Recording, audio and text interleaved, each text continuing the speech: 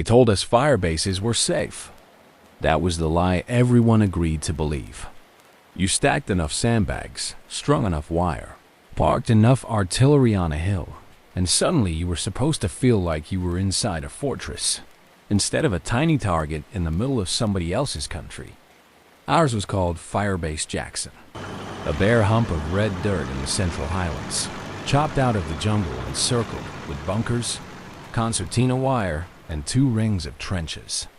We had 3 howitzers, a bunch of mortar, 1 battered track with a .50, and more mosquitoes than I thought could exist in one place.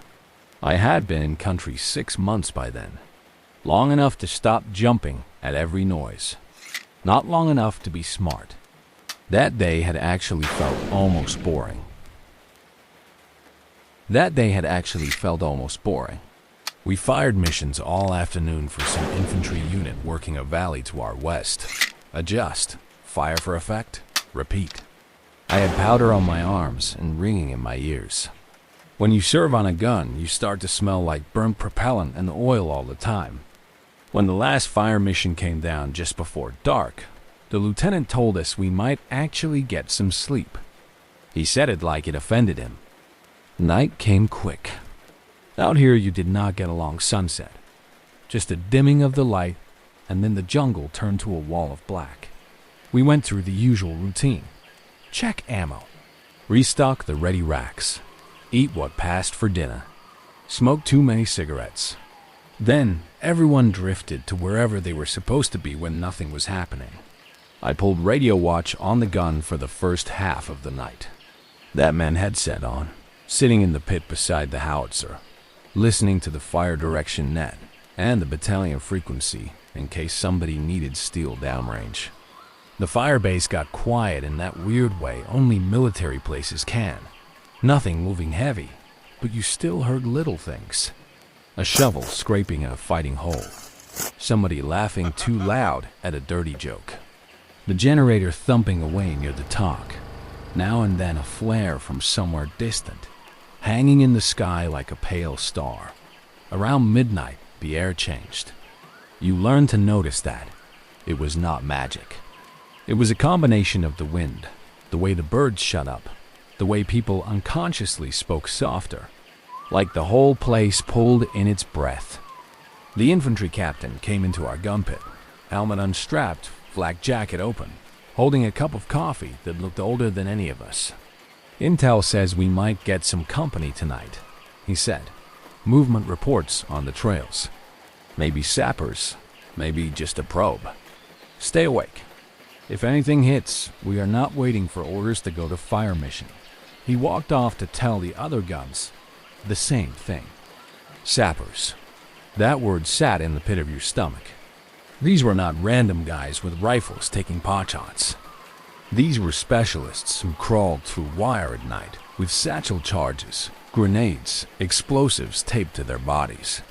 They trained to get close, blow holes in the perimeter, toss charges into bunkers and gun pits, then vanish back into the dark before you could bring all your firepower to bear. We had triple-strand concertina wire all around the hill, plus tanglefoot, tripflares, and claymores.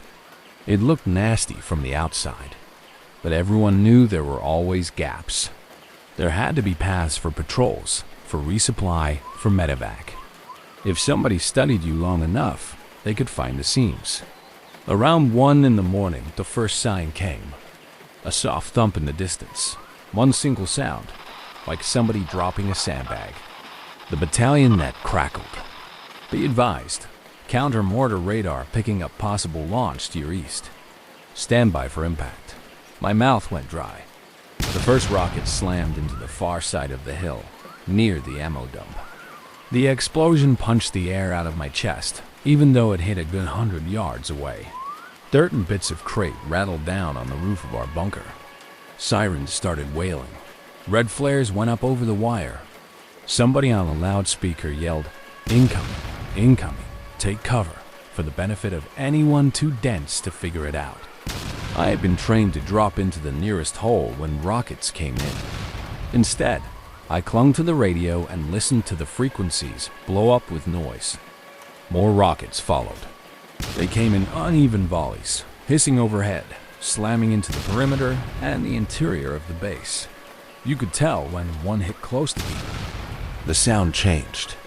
Men made a certain noise when shrapnel found them. You never forgot it. The sky turned into a strobe of orange flashes. Dust and smoke rolled through the gun pit, carrying that bitter metallic taste of explosives. Someone somewhere was yelling for a corpsman. Another voice was reciting a grid for counter battery. Our chief, Staff Sergeant Dwyer, tackled me into the corner of the pit. "Keep your head down, kid," he shouted over the blasts. "They will stop soon or they will walk it in. Either way, you do no one any good with your brains on the trail." I wanted to argue that I had to hear the radio, but the truth was, I was grateful to be wedged between the sandbags and the steel trail of the gun, as far under cover as I could get. The bombardment lasted maybe 3 minutes. It felt like an hour. Then, as suddenly as it started, it eased. One last rocket screamed overhead and landed somewhere down the hill, throwing dirt into the jungle. For a moment, there was only the sound of fires crackling and a few men groaning. Then the wire lit up. Tripflares popped around the perimeter, white balls of sudden light that hung and sputtered, turning the wire and the ground in front of it into sharp monochrome shapes. You could see them then. Dark figures low to the ground, some caught mid-crawl, some already tangled in the wire. They moved with purpose, not random. You saw satchel charges strapped to backs, heard the muffled clink of wire cutters, saw the sparkle of more flares as they hit trip lines. "Contact! East side, sappers in the wire." Someone shouted into the net. The machine guns opened up first. The M60s on the bunkers spat long lines of tracers that reached out and wrapped around the crawling shapes. The .50 on the track started its slow, deliberate thunder, each round a separate hammer blow. Pandemonium. Every man along that side of the perimeter fired at once. Claymores detonated with flat, brutal roars, flinging steel balls through anything caught in front of them. For a few seconds, the scream of metal and the flash of explosions erased everything else. Our lieutenant popped his head into the pit. "Gun 3, fire mission. Break. Beehive direct on my command, Sector East. Stand by."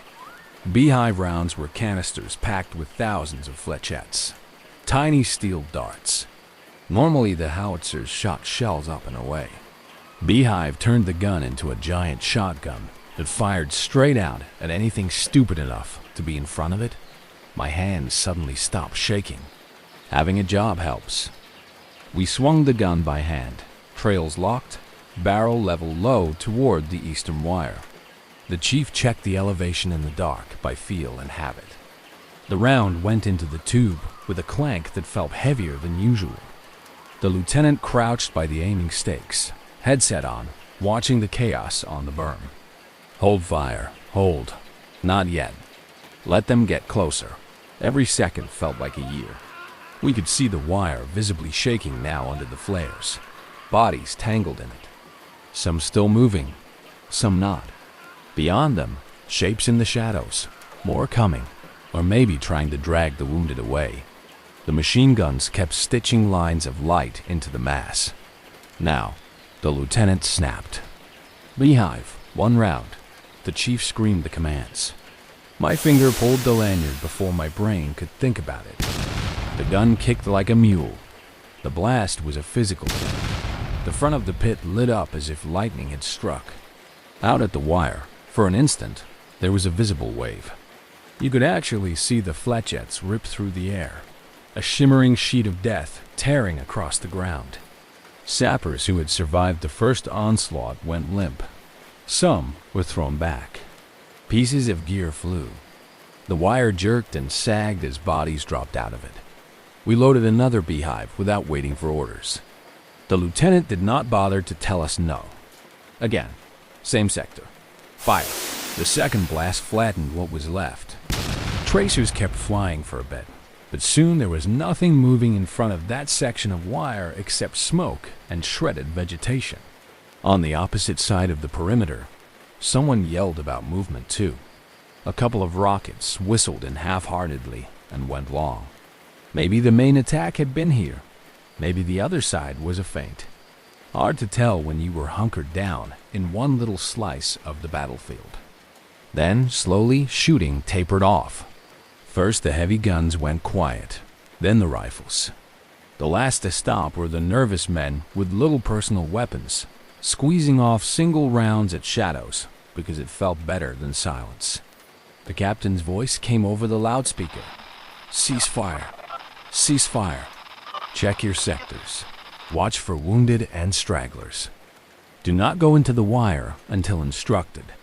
All medics to the east trench. Stand by to move under cover." The smell after a fight like that was something you did not forget. Not just explosives and powder. There was burned cloth, spilled fuel, the hot copper tang of blood, churned mud. The air felt thick, like it had been used up. Medics and a few infantry crawled forward, staying low, using what little cover there was. They checked our side of the perimeter first, looking for any of ours cut by shrapnel or hit by friendly fire. We had a few. One man in the bunker next to our gun had taken a fragment in the arm, another in the leg. They were bloody and angry, but alive. The sappers were in worse shape. Under flares and flashlights, I saw them up close. Young men like us. Some wore black pajamas. Some had bits of uniform, sandals, bare feet. Their faces were still, eyes open or closed, mouths slack. A few were amazingly intact, considering what had hit them. Others were not. My mind kindly blurred the worst details. They had known exactly where our claymores were. You could tell because some bodies lay just short of the arc, as if the men had been trying to slip between blasts. They had cut multiple lanes through the wire, working fast. They had almost reached the first trench in a couple of spots. That thought made the back of my neck prickle. We worked until dawn, securing the area. More rockets never came. Maybe the enemy commander decided he had spent enough lives for one night. Maybe our counter battery had scared them off. Maybe they simply had orders for one attempt and no more. Just before sunrise, we got the full picture. From the top of the hill, you could see where they had set up their launchers. Black smudges in the tree line, empty tubes, footprints in the mud. Further out, along the trails that wound through the jungle, scouts later found blood trails and drag marks where wounded had been taken away. On the wire itself, there were at least a dozen bodies. Maybe more. It depended how you counted pieces. The infantry gathered them up, searched for documents, collected weapons. Someone stacked the captured satchel charges in a neat little pile that made my skin crawl just looking at it. Inside the base we counted our own. 4 dead. 2 from the initial rockets, caught near the ammo dump. 1 machine gunner on the east bunker, hit in the face while he was changing belts. 1 kid from the mortar who made the mistake of standing up at the wrong moment. A couple of dozen wounded, some bad, some white. Medevac birds came in as soon as the light was good enough. They hovered above the pad, rotors whipping dust into the air, while we carried stretchers and loaded men whose boots were still leaving bloody smears. I remember one of them very clearly. A private I barely knew. He had a fletchet lodged near his collarbone. The little dart had gone through his flak and into muscle. He kept asking the medic if it was still in there. "I feel it. I can feel the damn thing," he insisted. The medic told him yes, it was still in there, and that was good because it had not torn up anything vital. "You will get a scar and a story, that is all," the medic said. "You can bore your grandkids with it someday." The kid tried to laugh, then started crying instead. Not loud, just tears rolling down his face while he stared at the sky. When the last bird lifted off, the hill felt oddly normal again. The generators still chugged. The guns sat in their pits, big and silent, like nothing had happened. Guys lit cigarettes with hands that shook. Someone made coffee that tasted like mud and heaven. Our chief grabbed a broom and started sweeping dust and shell casings out of the gum pit. "Say it with me, boys," he said. Firebases are safe. Safer than the bush anyway. We all laughed, because the alternative was something else. That afternoon, they had us write letters for the families of the dead. The captain promised that the chaplain and company commander would craft the official versions, but he wanted a line or two from the men who had actually known them. I stared at the paper for a long time, pen hovering. What could I say? Your son died doing his job. He was brave. He did not suffer. All the usual phrases felt thin next to the picture in my head of rocket flashes and men crawling in the wire. In the end, I wrote something simple. He was scared like the rest of us, but he stayed at his post and kept firing. That is the truth. I was there. Years later, when people asked about Vietnam, they imagined jungle patrols and ambushes on trails. Those happened. I saw enough of them. But when I woke up sweating back home, the dream was almost always the firebase. Sirens, flares, rockets, the wire shaking, the lieutenant's voice in my ear saying, "Not yet. Let them get closer." My hands on the lanyard of a gun aimed straight at other human beings, less than a football field away. The night the wire lit up reminded me that in war there is no place that is actually safe. There are only moments when the artillery is quiet and the sappers are still walking toward you in the dark.